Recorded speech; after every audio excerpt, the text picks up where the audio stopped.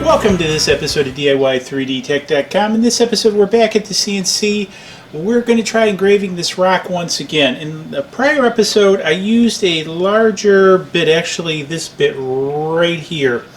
And you'll notice the taper on it. So I'm going with a different bit, a far sharper bit, so you can kind of see the difference between the two. So I'm hoping that this runs a little bit better. And it still has a pretty beefy shank, so I think it'll hold up to the task. So I'm going to go ahead and do that. So I've also did a new water bath. Looks like I still might have a few leaks here because the PLA one, I did this out of PETG because the PLA one was starting to spring leaks.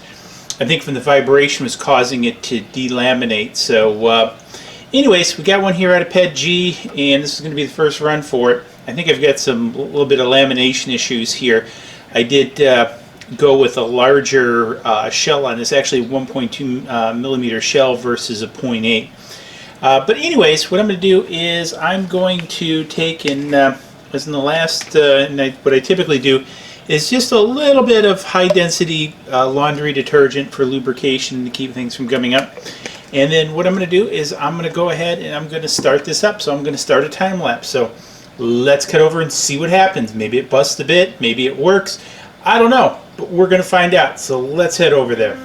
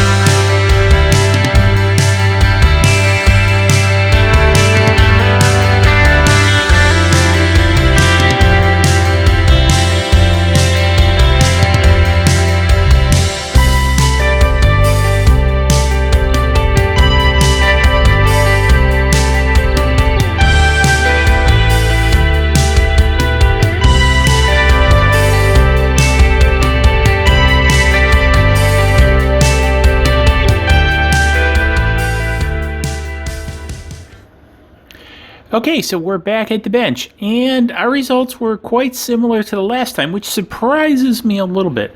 So here is the bit that I used for the first round with this stone, and then this is the new one which I've used for this. And one of the things, I'll try doing some zooming in here, and pretty much this one looks about like that one.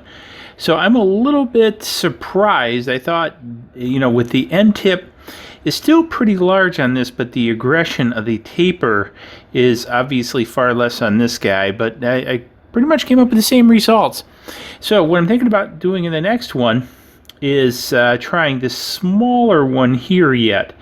I don't know how it's going to handle the lateral forces of moving through the stone. This one handled it like butter, no problem at all, just as this one did. So I think this is going to be the next one I'm going to try to see my results, because again, I want to get something about this size to create a piece of jewelry, and because obviously you don't want something huge if you're going to try to make a necklace or maybe earrings or something like that, because even this is fairly heavy, but this is actually pretty interesting in itself as far as a piece, because the outer design came out really cool, and even the negative here is pretty different looking. So again, interesting experimentations, because one of the things I want to do is experiment with the ability to, you know, make maybe some carved jewelry or do some kind of cool things with stones in the water baths. I'm going to be experimenting more with water baths in the future. I've got some ideas to use some like 2060 maker rail and everything to create some new versions and larger versions of the water bath. So to do larger stones, maybe even tile, because I want to even experiment with tile, because you could, cut pieces out, insert pieces, all kinds of cool stuff. So I think there's a lot of opportunity that you can do with the CNC above just the typical wood or plastic, etc. You can do stone, and it comes out pretty interesting. It's just finding the right combination. So I'm doing a little bit of trial and error here because, quite frankly, it's fun. I'm having a good time doing it and sharing it with you guys. I'm sure I could do a little bit more of the math to get this down, but I'm also experimenting as I'm going through this with various speeds and feeds, just trying to see how it works, and also with various stone types too in general. Now, I'm not a geologist. I don't know exactly what these stones are, but I do know a harder stone from a softer stone, and so again, I'm trying to kind of rationalize the difference and also see what else I can do by experimenting. So that's really what a lot of this is just experimenting. So hopefully you found it interesting. If you did, hey, give it a big thumbs up. Don't forget the swag shop, subscribe, and also let me know in the comments. Do you CNC stones? Have you had luck? What are your thoughts? Do you know of specific bits outside of these diamond burrs that are good for cutting stones? I'm open to, suggestions from you guys too, and I'll share it back with the group. So anyways, see you in the next video. Cheers. Please click like below and subscribe to the channel.